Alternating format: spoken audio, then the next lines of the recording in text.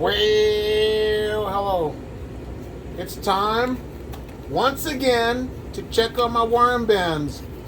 This is my red wigglers and a blue worm mixed bin.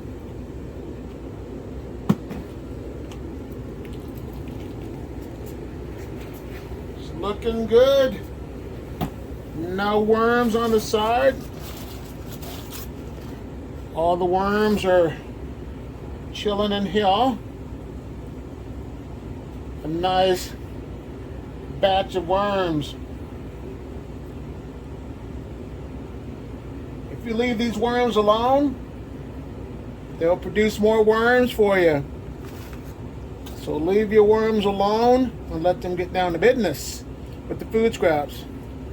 And speaking of food scraps, I just did a video where I was able to go to a store and get food scraps. I asked if they would allow me the opportunity. They were a little bit hesitant at first because someone previously did something. They ate the scraps, which they weren't supposed to do, and I guess they got sick. But I told the person that I would not eat the food scraps. I would just use the scraps to compost and make compost. So he agreed. So I try to get the food scraps twice a week, and I have so many food scraps that I don't have enough worms to keep up with this system with the food scraps. So I'm going to have the food scraps outside in my compost bins. So my compost system, what I have going on outside, it consists of just 3 systems. I'm trying to get one that's active, one that I'm just putting fresh food scraps in to reserve, and one for the finished product. But looking at this bin here, it doesn't really need any bedding. I'm not going to add bedding to this. I'm just going to give them some bananas. And the thing that I like about the food scraps that I'm getting, there's a variety of food scraps, but the main thing is, if I give my worms those food scraps, I'm going to make sure that I freeze and thaw some of them out to kill any pests that are on those food scraps, to prevent them from getting into my house and my worm bin. So let's see, I'm just give them a little worm chow on the top here.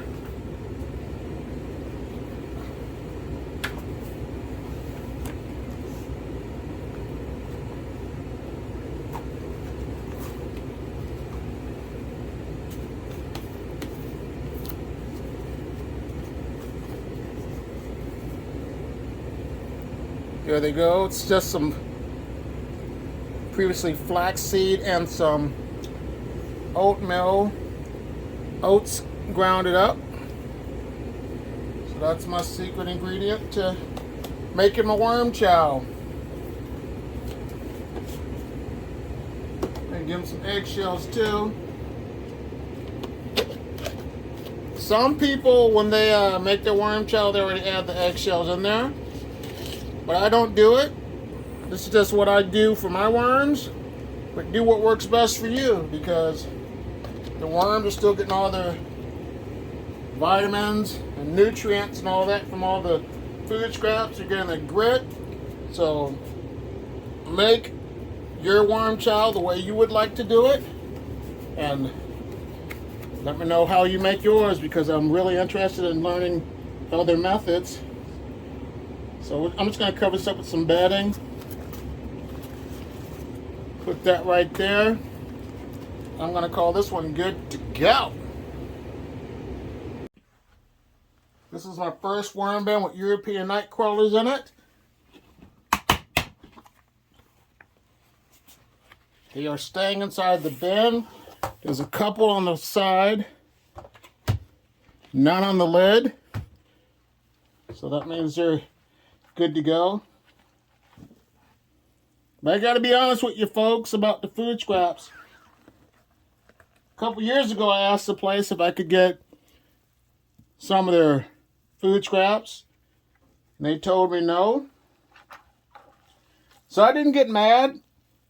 It's like, that's how life is. Sometimes, you know, you're going to get rejected. But you got to keep moving on. So yeah, just because someone tells you no, don't give up. And don't be scared to ask, because if you don't ask, you will never know if you're able to receive something in return. It's a question for you. Are you intimidated sometimes to go ask someone if they can give you some food scraps or something? And if so, let me know.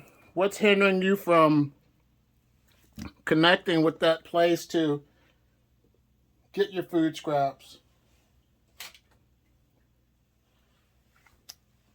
But there they go. They got banana peels, some wilted up lettuce.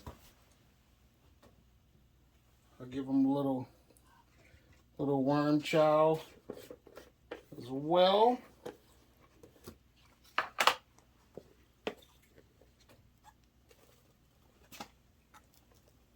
Sprinkle it right here.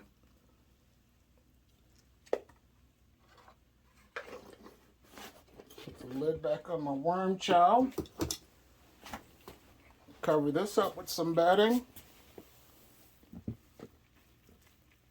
And this one will be called Good to Go. Now, it's time to look at my other worm bin with the Euros. This European nightcrawler bin has been giving me problems because worms have been migrating up to the sides because the heat is high. And they're on the top shelf of the tote, or the shelf, so that's why they're doing their thing. But I moved them over. There's a few, still a nice amount on the side of the bin. So I'm going to have to probably move these all the way down to the bottom, another level lower, and add another worm bin to the top. But I don't know why. They should be staying up there because it's nice and comfortable and cozy down here on the bottom of this bin.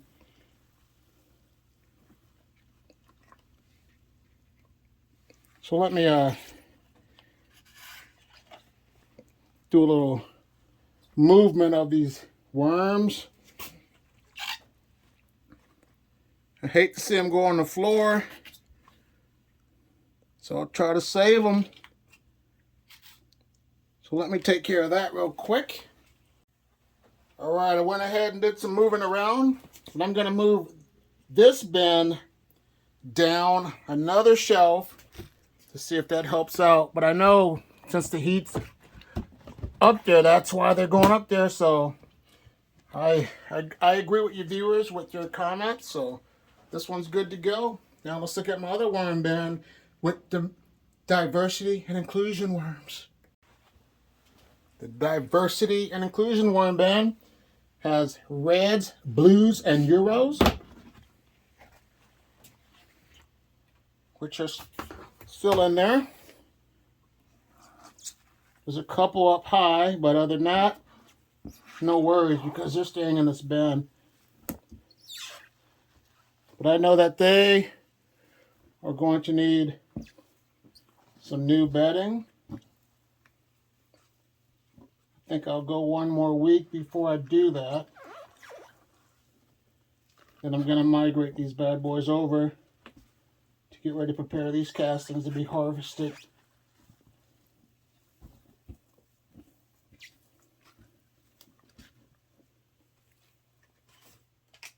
So let me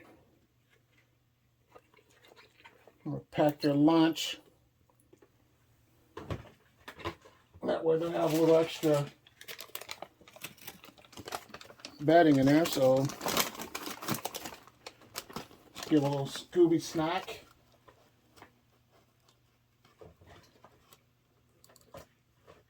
See what I've got going on here. Let's give them this and call it good. Throw that right there. And I'll be good to go. Cover it up. But if I had to start over, I would definitely start with the mixed worm bins with all the worms combined, because that would have been the best way to start for me.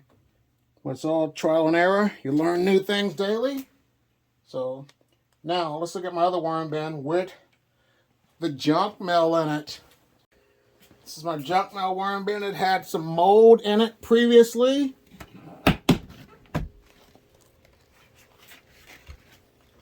There's no mold in it for now, because what I did, I moved stuff around. There's not a lot of worms in here. I'll add some more worms in the springtime to help get this bin thriving. But it's no rush when it comes to my worms in this bin. Just gotta make sure that the bedding's a decent consistency. Give them a little food. Cover it up right here. And call this one good to go. Now let's look at my worm bucket and see how that one's doing. Let's check the worm bucket.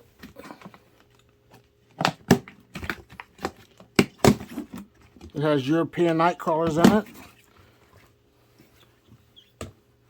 Has some sprouts going on.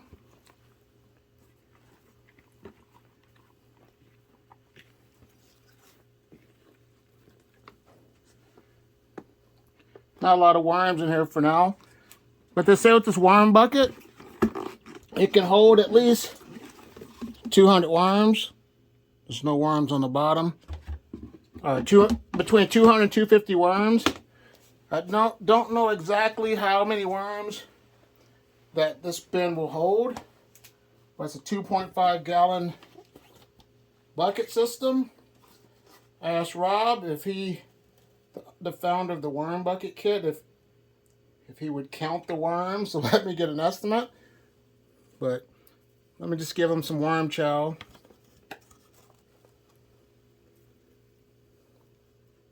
And call this one good. I would like to take the time out to say thank you for being subscribed to my channel. Be on the lookout for a 3,000 subscriber giveaway. There'll be two different giveaways. There'll be one for members only, and there'll be also one for subscribers. So if you're a channel member, make sure you check the community tab so I'll give you a heads up. Well, that's about it. Here's another video to learn about worms.